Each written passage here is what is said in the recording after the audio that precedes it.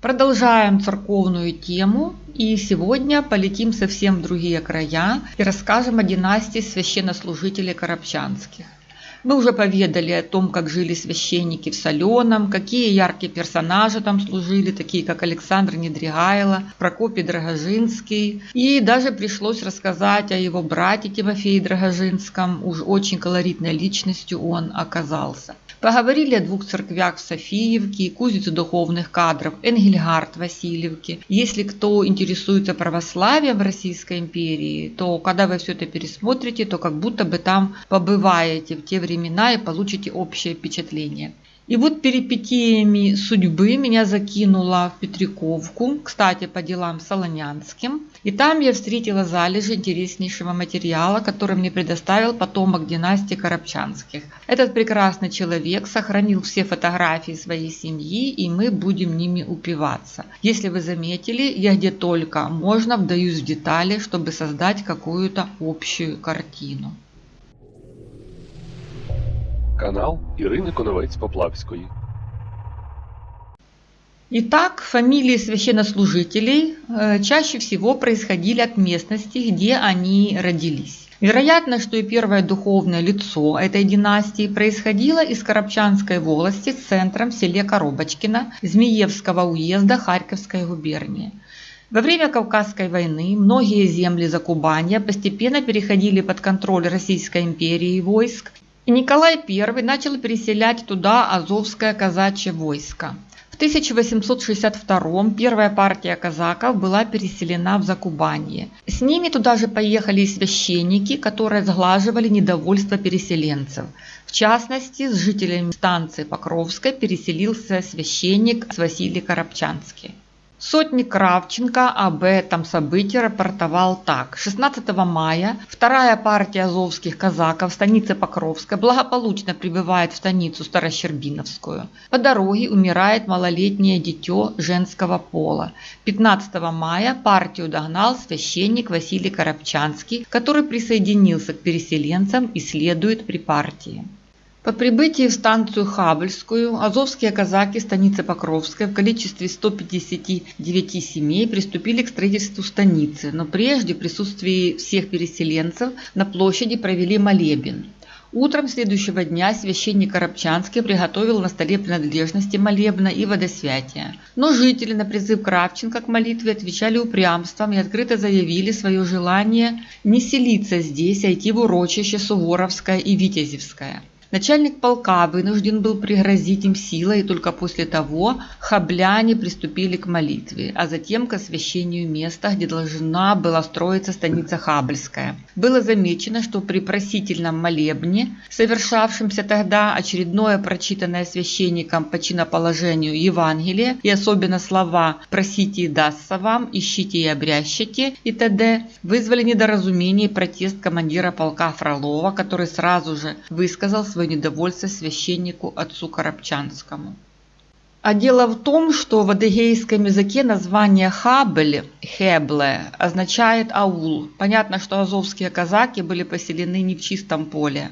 На этих землях проживали шапсуги, гордый и воинственный черкесский народ. Само собой разумеется, что принимать русское подданство они не желали, а предпочитали воевать за родные земли. Именно поэтому казаки хотели поселиться где-то подальше, на незаселенном месте.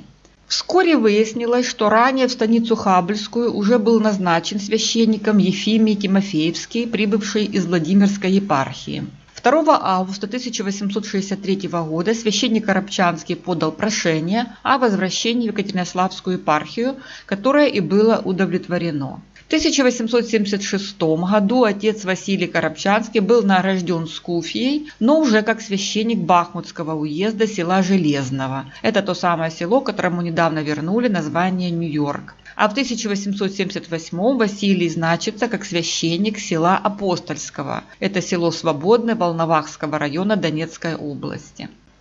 У отца Василия было по крайней мере два сына. Один из них, Павел Коробчанский, 1868 года рождения. В возрасте 26 лет священник Павел Коробчанский был перемещен из села Дмитриевки Екатеринославского уезда согласно его прошению в село Новобахмутовку Бахмутского уезда, то есть поближе к родным местам. Почтовый Адрес, кстати, Нью-Йорк Бахмутского уезда. Там он прослужил долго в Свято-Троицкой деревянной церкви. В 1901 епархиальное начальство выразило благодарность священнику села Новобахмутовки Бахмутского уезда Павлу Коробчанскому за его заботы о благолепии храма. Павел был также членом Голицыновского миссионерского комитета Бахмутского уезда. Этот комитет занимался обращением в православную веру нехристиан и утверждением правил христианской жизни.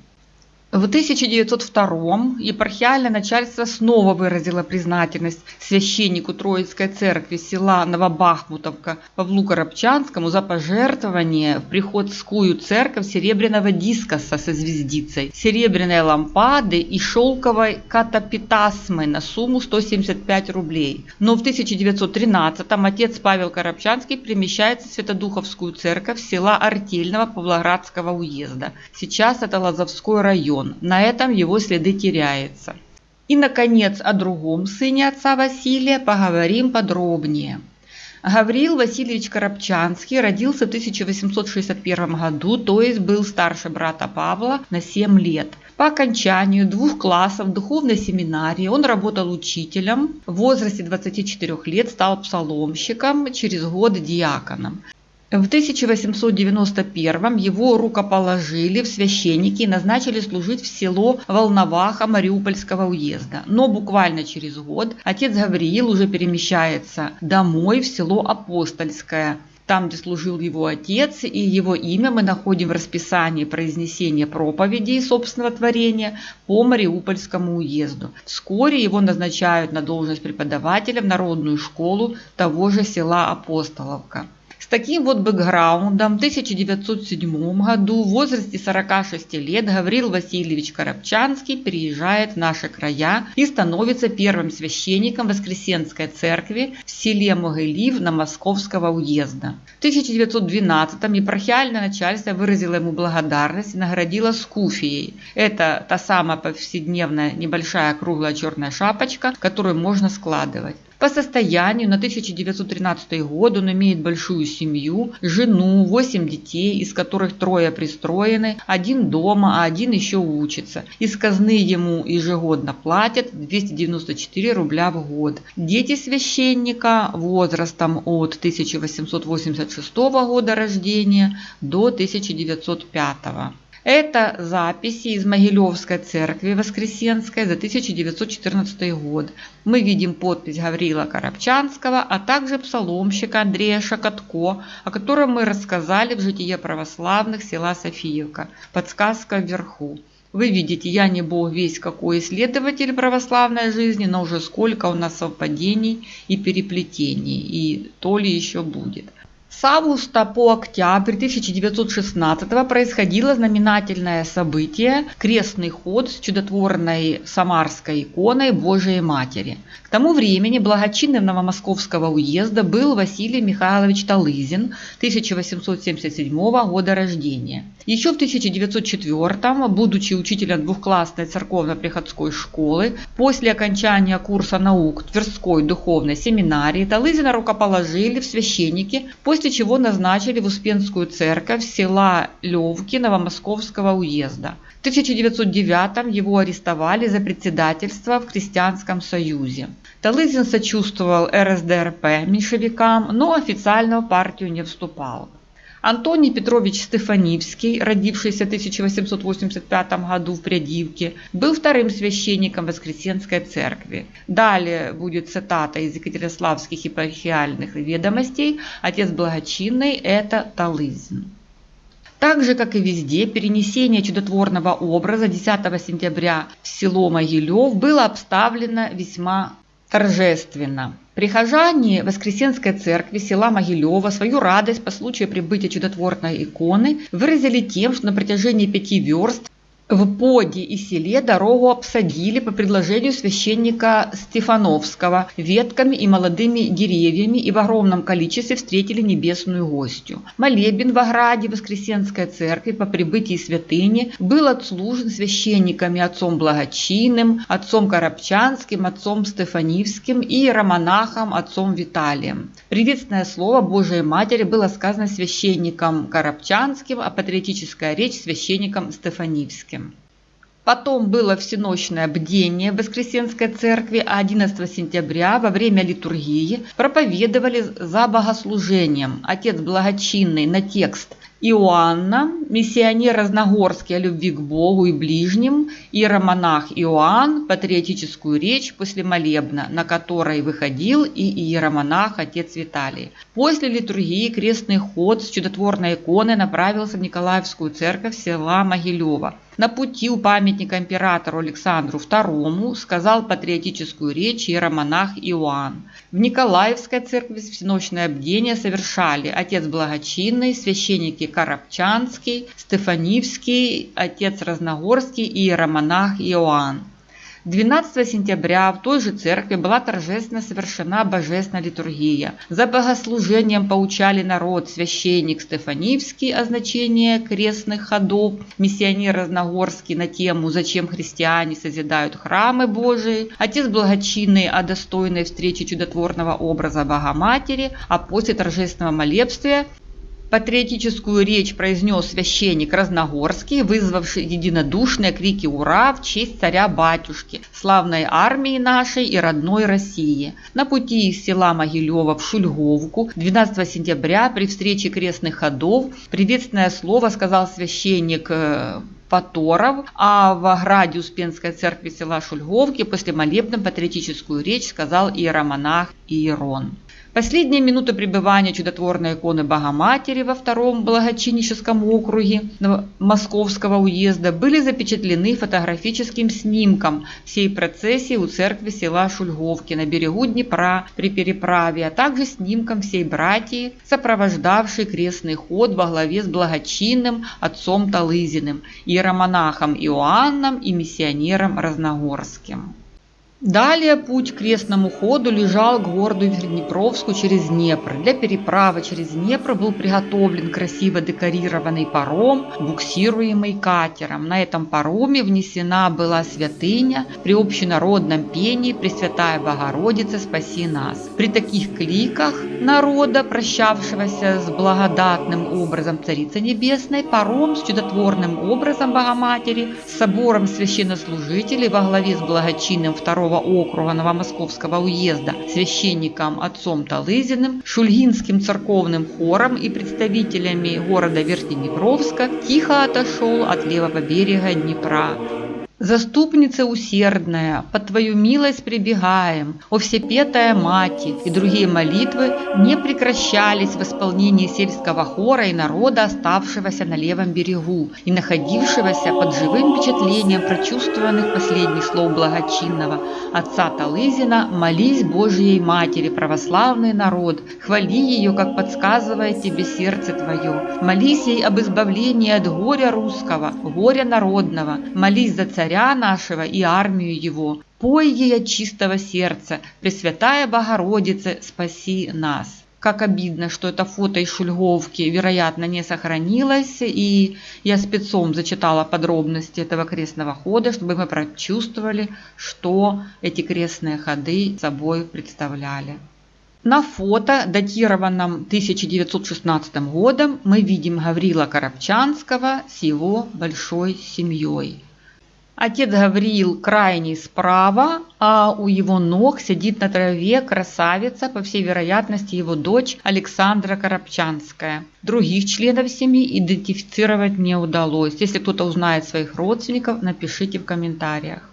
В 1917 году к празднику Святой Пасхи отца Гаврила Коробчанского наградили камелавкой. Это головной убор фиолетового или черного цвета в виде расширяющегося кверху цилиндра. А дальше начался антирелигиозный террор. В первых числах марта 1920 года особый отдел 13-й Красной армии арестовал за сотрудничество с Белой армией бывшего благочинного Новомосковского уезда Василия Талызина, который в то время служил священником в поселке Горловка Бахмутского уезда Донецкой губернии и преподавал в школе. Его бросили в созданный летом 1919 на основе женского монастыря Рязанский губернский концентрационный лагерь принудительных работ. Вина Талызина перед большевиками заключалась в том, что при отступлении Белой армии он 14 марта 1919 уехал в Ростов, потому что много слышал о жестокости Красной армии и расправах над духовенством. В Ростове Талызина назначили в заразный госпиталь для несения санитарной службы, но из страха заболеть какой-то инфекционной болезнью он перешел на службу в отдел пропаганды и агитации курьером. Через 2 месяца Талызин с белыми снова вернулся в Горловку, где и был впоследствии арестован. Дальнейшая его судьба неизвестна. У отца Гаврила Коробчанского было много детей, как мы видим, но проследить удалось только судьбу Константина Гавриловича Коробчанского, который родился в 1892 году. С 20-летнего возраста он служил псаломщиком в Ананьевской церкви села Желтого Верхнепровского уезда с небольшим казенным жалованием 35 рублей 28 копеек в год. Но недолго Константин проработал в Желтом, видимо, ходатайствовал, чтобы найти что-то поближе к родным местам. Поэтому 1 ноября 1914 он получает должность псаломщика Успенской церкви села Шульговка Новомосковского уезда. Что касается красавицы Александры Коробчанской, которую мы видим на фото, то мы не знаем ее судьбы, а только то, что она начинала учиться в Екатеринославе, но уже в 1913 числилась в списках Мариупольского епархиального женского училища.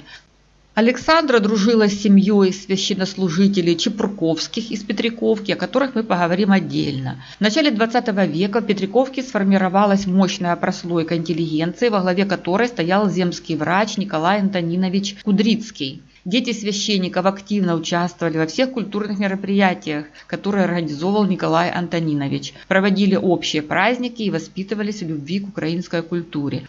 Константин Коробчанский женился в 1920-м, и неудивительно, что его избранницей стала Неонила Андреевна Чепурковская, 1894 года рождения, дочь диакона из Петриковки. Неонила окончила Екатеринославское епархиальное женское училище, супруги Коробчанские устроились в Петриковке, там родились их 2 красавцев-сыновей, в 1921 Гавриил, в 1925 Евгений. Учились ребята во 2-й школе, были общительными, имели много друзей, как и их родители принимали активное участие в внешкольных мероприятиях, но теперь уже советского штыбу. На этом фото Гаврил Коробчанский стоит первым справа, а на этом фото он первый слева. Здесь Гаврил с друзьями на пикнике, первый справа. Константин Гаврилович служил в церкви и занимался сельским хозяйством, а Неонила Андреевна работала учительницей. Но в конце 30-х годов к отцу Константину пришло НКВД. Односельчане как могли отстаивали своего священника, никто о нем плохого слова не сказал, лишь говорили о его прекрасном голосе и как он очень красиво пел, как все его любили и уважали. Впрочем, в 1937-м Константина Коробчанского направили на исправительные работы в Днепродзержинск, где он работал на азотно-туковом комбинате АТК извозчиком. Во время немецко-советской войны Гаврила Коробчанского призвали в РККА, и 5 декабря 1943 при селе Назаровка Софиевского района огнем пулемета он обеспечил продвижение стрелковых рот, благодаря чему 12-я стрелковая рота ворвалась в Назаровку. В этом бою огнем пулемета он уничтожил 12 немецких солдат и офицеров, за что 16 декабря 1943 был награжден медалью за отвагу. В Назаровке в память о тех трагических событиях поставили знаменитый мемориал Худер Высокой. Но домой Гавриил уже не вернулся. Говорили, что он дошел до переправы Днепра и там где-то погиб. Младший сын Евгений был вывезен на принудительные работы в лагерь, который располагался в Польше. Там он работал на заводе кузнецом, пока не начали на голову падать бомбы. Узники лагеря разбежались кто куда. Через 10 дней Евгений встретил советские войска. 2 февраля 1945-го Евгения Коробчанского призвали на военную службу в мотострелковую бригаду, затем направили в Кронштадт служить моряком. После демобилизации в 1948-м он вернулся домой и женился на Екатерине Лукьяновне Приходько, 1934 года рождения. Екатерина жила в Прядивке с мамой Марией Григорьевной. Отец ее Приходько Лука Евдокимович, 1903 года рождения, на фотографии он слева, до войны работал в Прядивке пекарем и в октябре 1943 был призван в РККА и воевал в 224-й стрелковой Гатчинской краснознаменной дивизии. В 1944 Лука Евдокимович погиб где-то под Ленинградом. Впоследствии Константин Гаврилович с Нионилой Андреевной переехали к сыну в Прядивку. Церковь там имела такую историю. До революции в Александро-Невском храме служил отец того самого отца Антония из Могилева Петр Семенович Стефанивский, 1844 года рождения. Псаломщиком-диаконом был Войтенко Андриан Тихонович, чей отец Тихон Войтенко служил до революции псаломщиком Николаевской церкви Китай-города. В 1933 священника церкви Рождества Богородицы Андриана Войтенко и братьев Антония и Александра Стефановских арестовали органы ГПУ за противодействие коллективизации госзайму, после чего Антония Стефановского отправили в ссылку на 3 года. Когда Коробчанские переехали в Прядивку, там была церковь за рекой через мостик напротив центра села, и Константин Гаврилович там служил. Но когда в 60-х годах советская власть этот храм закрыла, сын Евгений построил родителям дом, и отец Константин проводил церковные обряды дома или на выезде. На этом фото Константин Гаврилович первый слева, он как раз вернулся с поля, Нионила сидит рядом в платочке. В центре Евгений со своей женой и 2 сыновьями, и справа крайне это мама Екатерины, Мария Григорьевна. Умер протоиерей Константин Гаврилович Коробчанский 29 августа 1969 года. Его верная жена Нионила Андреевна ушла в мир иной 7 июня 1977 года. А Евгений Константинович работал в колхозе кузнецом, а затем зарабатывал тем, что бурил скважину. Вместе с Екатериной Лукьяновной они воспитали 2 сыновей. Коробчанский Гаврил Евгеньевич, названный так в честь дяди и прадеда, работает реаниматологом на скорой помощи в Черкасах. Младший сын Александр Евгеньевич все так же живет и работает фермером в Прядивке.